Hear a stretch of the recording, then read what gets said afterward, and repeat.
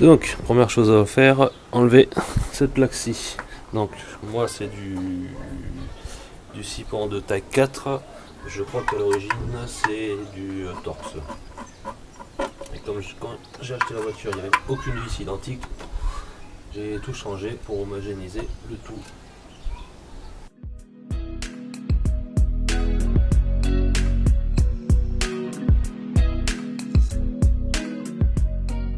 L'écrou qu'on doit déposer.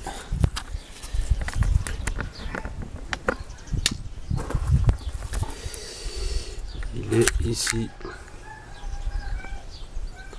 Donc hop, voilà, il se cachait ici.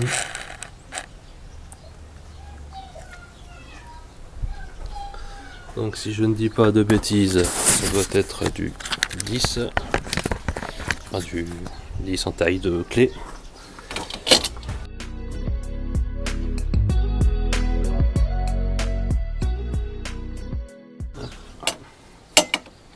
Ensuite on a les mêmes à faire ici.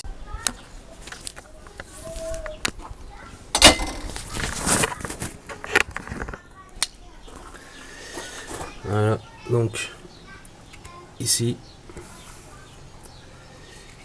et ici.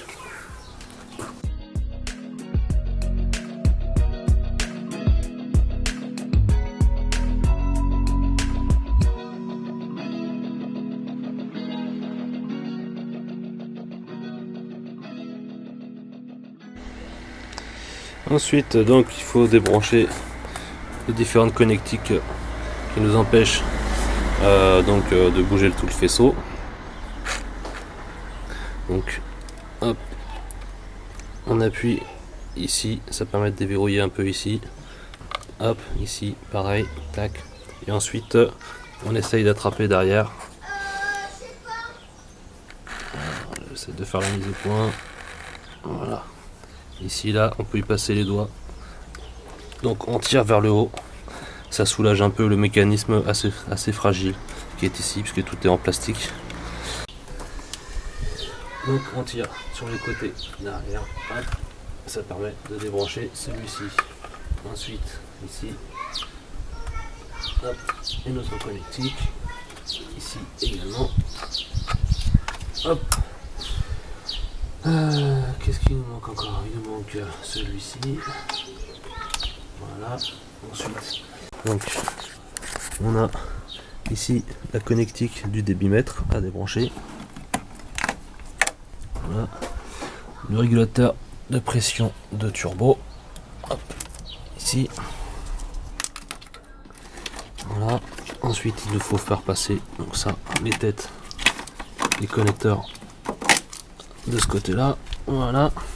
Donc ici, en principe, vous avez des agrafes qui tiennent les câbles. Bon, ceux-là, ils sont déjà pétés.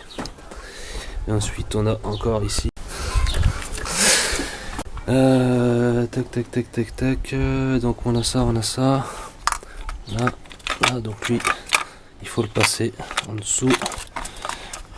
Alors toujours pareil, à une main, c'est pas facile. Je vous repose sur mon trépied. Voilà. Ouais.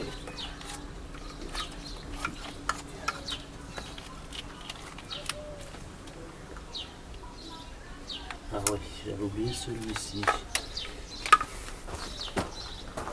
À chaque fois je l'oublie celui-là. Allez, hop, un petit tour dans les airs. Donc, nous avons aussi sur les culs, hop, un petit écrou, une petite vis. Alors, est-ce qu'elle est sur la caméra? C'est pas toujours évident. Encore une fois de plus. Voilà, juste là. Donc ici, on a un câble de masse. Je fais la mise au point. Voilà. Tac. Donc celui-ci, il faut l'enlever aussi. Donc lui, c'est pareil, toujours du 10. À ce niveau-là, on n'est pas trop emmerdé. Toujours la même taille.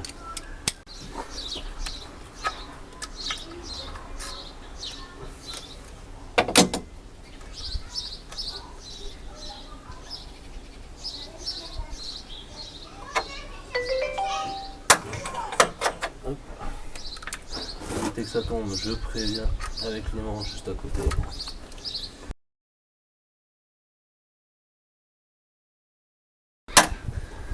Donc là,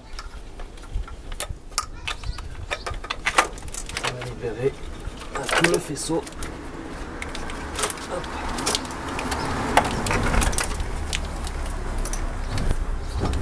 Voilà, de ce côté-là c'est bon. De ce côté-là, on a, on a les bobines. Bon, à la limite, je suis même pas sûr qu'il faille les enlever. Quoi que si, ce sera pratique. Allez, hop, les bobines, toujours pareil. Ces connecteurs là, ils en ont mis partout et c'est très bien. Allez. Voilà.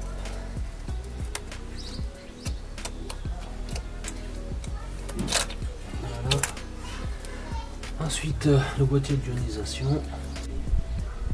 Voilà. Tac. Et il nous reste les fameuses sondes lambda. Alors, prendre un tournevis plat, ce sera plus pratique.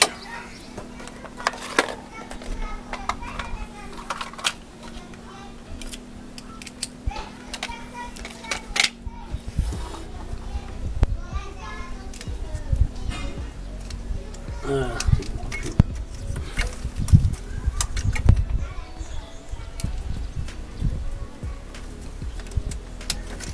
Voilà. Hop. J'espère que je vous avais oublié pas avec la lumière quand je me retourne. Donc là, on a pas mal.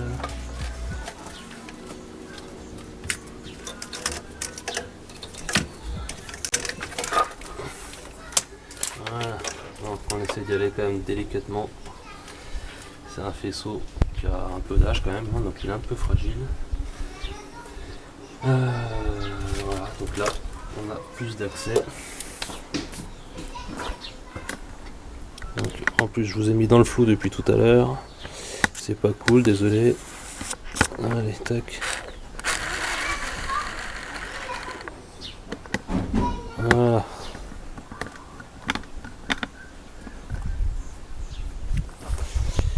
Donc là, on a bien accès aux différentes vis. C'est parti. Première vis.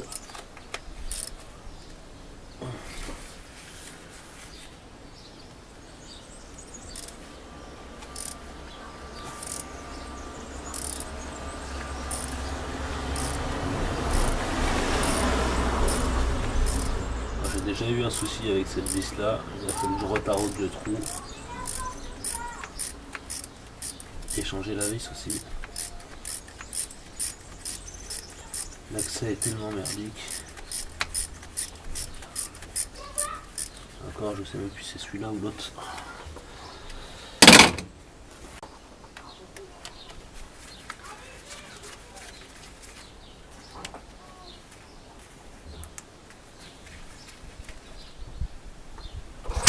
Hop.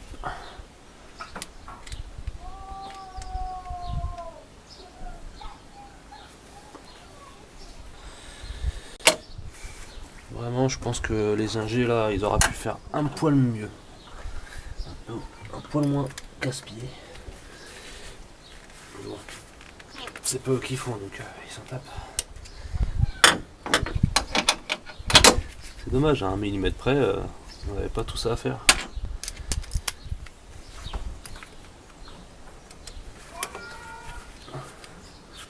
Ça se joue à pas grand chose pour avoir juste 2 vis à enlever. Et ben non.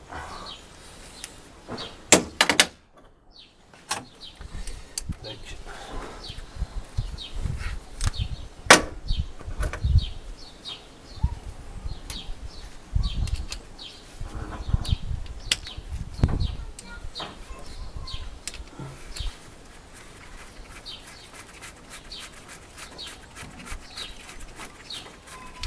Alors à défaire, ça va.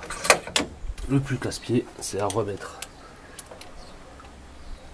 On arrive à remettre la vis au bon endroit avec le peu d'accès qu'il y a. C'est vraiment une galère. Si vous avez le malheur de faire tomber la vis, là où c'est le début de la grosse galère.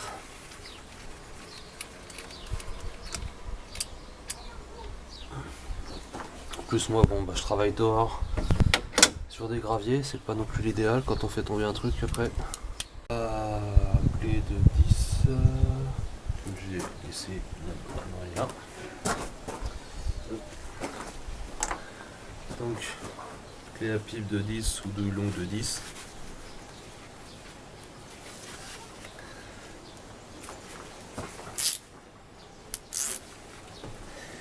Et on vient de visser ici.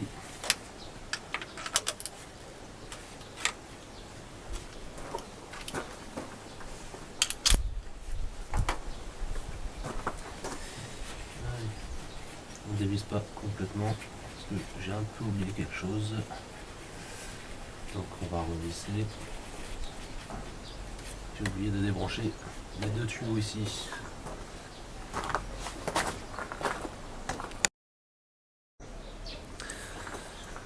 Alors.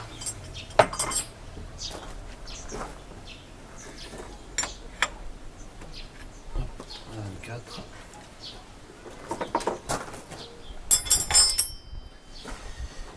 Et là, la clé de 22. Hop.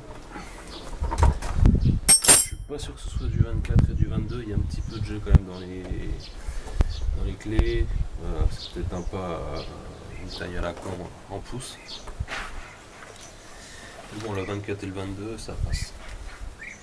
Si vraiment c'était dur, à ce moment-là, pour éviter d'arrondir les angles, il vaut mieux utiliser une clé à molette. Allez.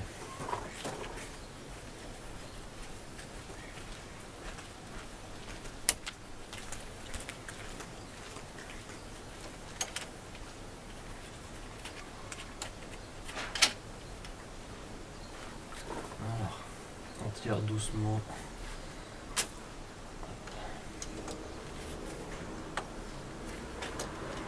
Voilà. Ensuite, j'ai fait ici.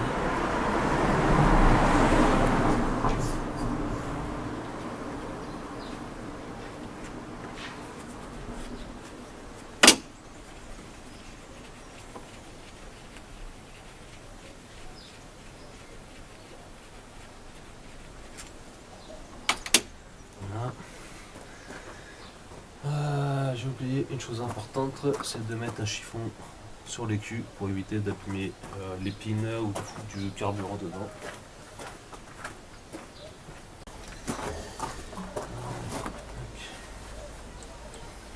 Voilà.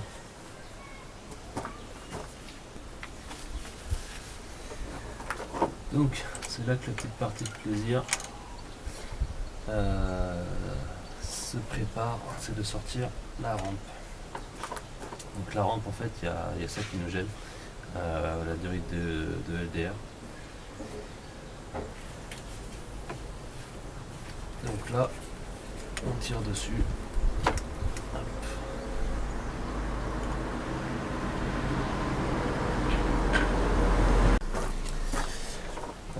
Donc sachez que moi ça sort facilement parce que les injecteurs ont été remplacés il y a 3-4 mois. Mais bon, sinon en général il faut forcer un poil plus quand même. Il faut faire attention aussi aux branchements électriques, aux connecteurs électriques des injecteurs. Donc moi, ils sont à rallonger parce que ce ne sont pas les injecteurs d'origine. Donc j'ai des petites, un peu plus de longueur. Mais sinon c'est assez court quand même. Allez, on débranche. Bon, quand il a fallu changer les injecteurs sur ce modèle, vu le prix des injecteurs neufs, j'ai choisi les injecteurs standards. Donc c'est du type Bosch. Et ça fonctionne très bien. Au lieu de payer 100 € l'injecteur, j'ai payé 100. Non, même plus.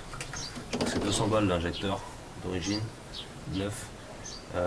Et moi ça m'a coûté avec les frais de douane 200 balles à peu près les 4.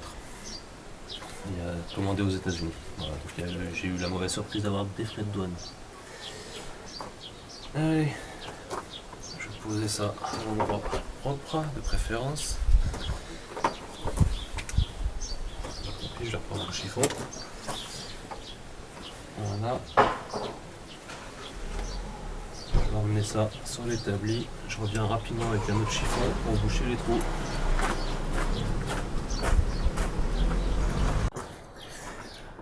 Il est préférable aussi de mettre un petit coup de soufflette avant de le démonter pour éviter qu'il y ait des merdes qui puissent rentrer dans les trous. Voilà, donc moi, hop, je mets un petit chiffon pour éviter qu'avec le vent il y ait des merdes qui rentrent dedans. Et je vous retrouve à l'établi. Allez, nous voici à l'atelier. Donc sur l'établi, je vais sortir déjà un injecteur pour voir ce que ça donne.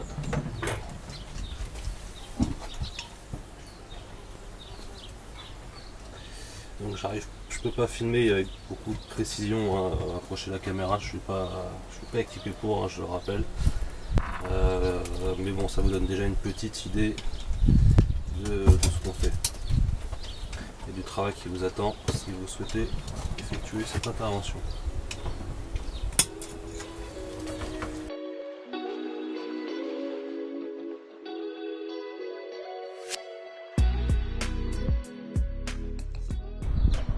Visuellement, tout a l'air nickel. Le filtre à l'intérieur était neuf et il est toujours neuf. Il semblerait qu'il n'y ait pas de cochonnerie qui se soit insérée dans cet injecteur. Allez, je le remonte en douceur pour pas abîmer le joint. Et je remonte.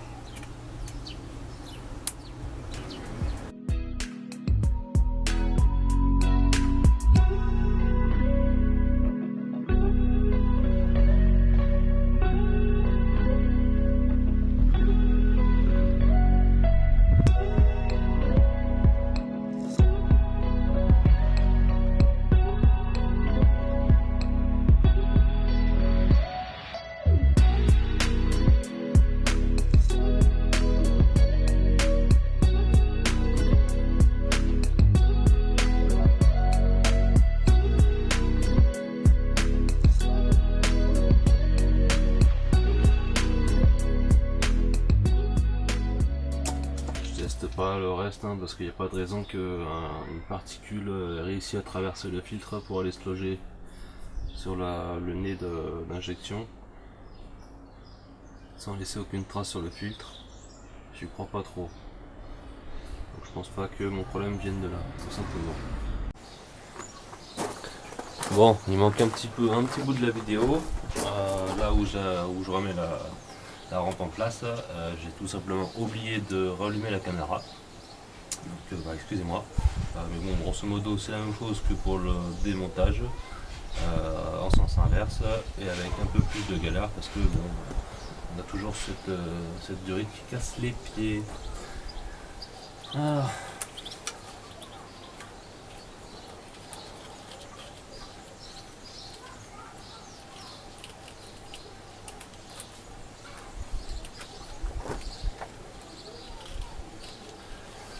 Donc j'ai remis en place la rampe d'injection, j'ai remis les deux vis ici, j'ai resserré, revissé à la main pour le moment la durite d'arrivée d'essence.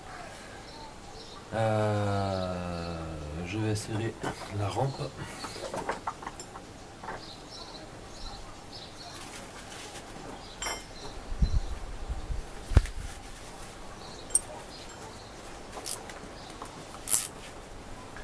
Donc on y sert 30 kg. Hein. Le couple, honnêtement, je le connais pas. C'est pareil, c'est du M6, donc on n'y va pas comme des brutes. Visser dans de la vue, toujours pareil. Donc 30 kg, hein, ça va pas s'enfuir, c'est pas une roue de bagnole. Là, on est bon. Quand on réinsère, on fait bien attention au joint, bien sûr. On y va pile. Si on sent une résistance, il vaut mieux arrêter, mettre un petit peu de lubrifiant silicone et réessayer. Voilà. Allez, je vais serrer l'arrivée d'essence.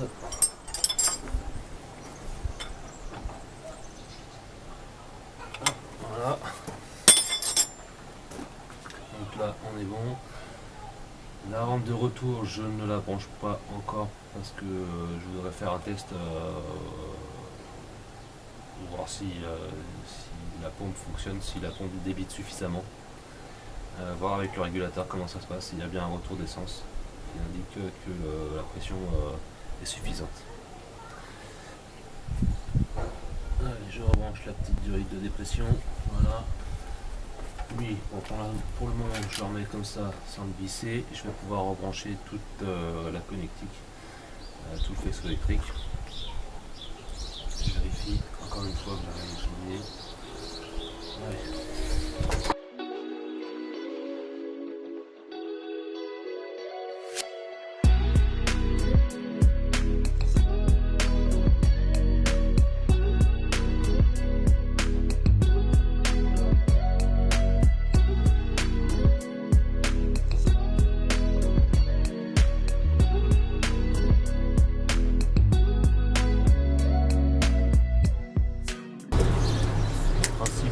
Là, on ne peut pas se tromper, il y a des trompeurs dessus, en plus de la couleur, hein, mais bon, si vous ne prenez pas les originaux, ils n'auront pas forcément la même couleur.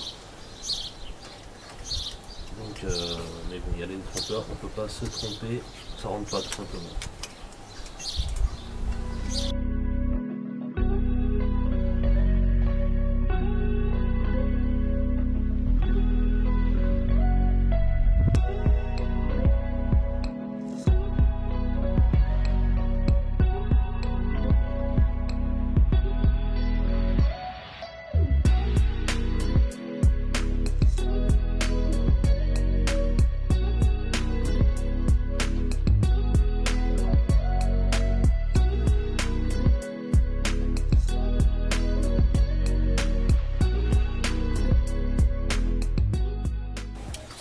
C'est pas un tuto, mais je vous montre simplement comment je fais, ça peut vous servir.